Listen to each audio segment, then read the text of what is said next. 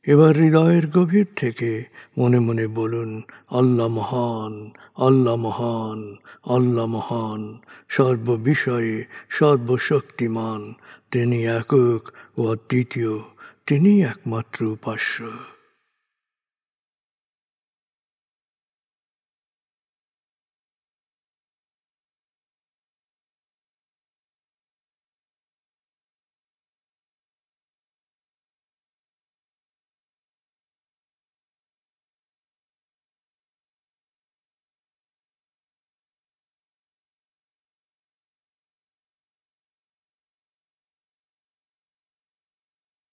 হৃদয়ের গভীর থেকে প্রার্থনা করুন, হে আল্লাহ, তুমি আমাদেরকে বিশ্বাসী, সৎকর্মশীল, সংঘবদ্ধ মানুষ হিসেবে কোয়ান্টাম ফাউন্ডেশনে একাত্ম করেছ। হে আল্লাহ, কোয়ান্টাম ফাউন্ডেশনকে এ যুগের আলোকবর্তিকা হিসেবে, সহস্রাব্দের বাতিঘর হিসেবে কবুল করো। কোয়ান্টাম ঘরে ঘরে, মেডিটেশন ঘরে ঘরে, এ অনুরণন সার্থক করো।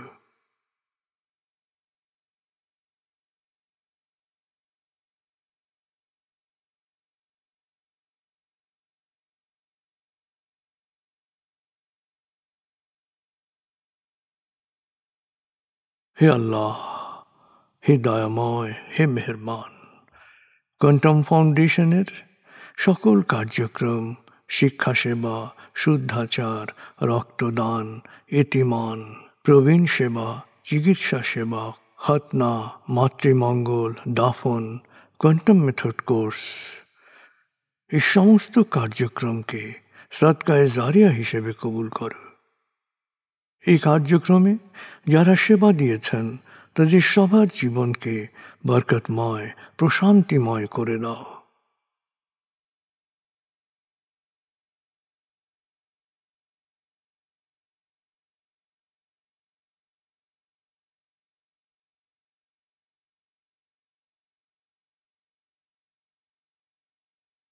হে আল্লাহ, গত ৩০ বছর ধরে ফাউন্ডেশনের কাজগুলোকে গতিশীল রাখার জন্যে যারা নিয়মিত দান করেছেন, যারা এককালীন দান করেছেন, যারা জাকাত দিয়েছেন, যারা স্থাবর অস্থাবর সম্পত্তি দান করেছেন, তাদের সবার দানকে তুমি সৎ দান হিসেবে কবুল করো, সদকায়ে জারিয়া হিসেবে কবুল করো। তাদের পরিবারে সুখ ও প্রশান্তি দান করো, তাদের ধন সম্পত্তিতে বরকত দান করো।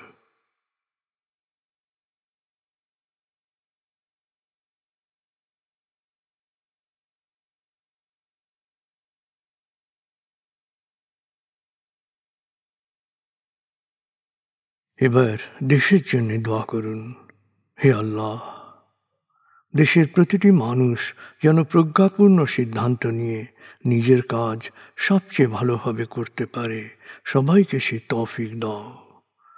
হে আল্লাহ, তুমি আমাদের তোমার বিশেষ অনুগ্রহ ভাজন জাতিতে পরিণত করেছ, অফুরন্ত অনুগ্রহ সম্পদ দিয়েছ, বিশ্বকে বিভিন্ন ক্ষেত্রে নেতৃত্ব দেওয়ার মতো মেধা ও মস্তিষ্ক দিয়েছ।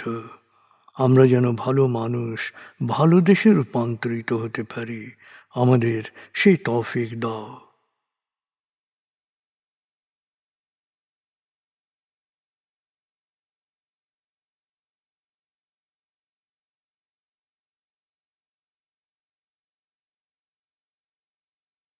ভালো মানুষ, ভালো দেশ, স্বর্গভূমি বাংলাদেশ। ভালো মানুষ, ভালো দেশ, স্বর্গভূমি বাংলাদেশ।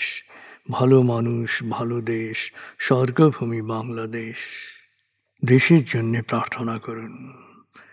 দেশকে যেমন দেখতে চান সেভাবে প্রার্থনা করুন।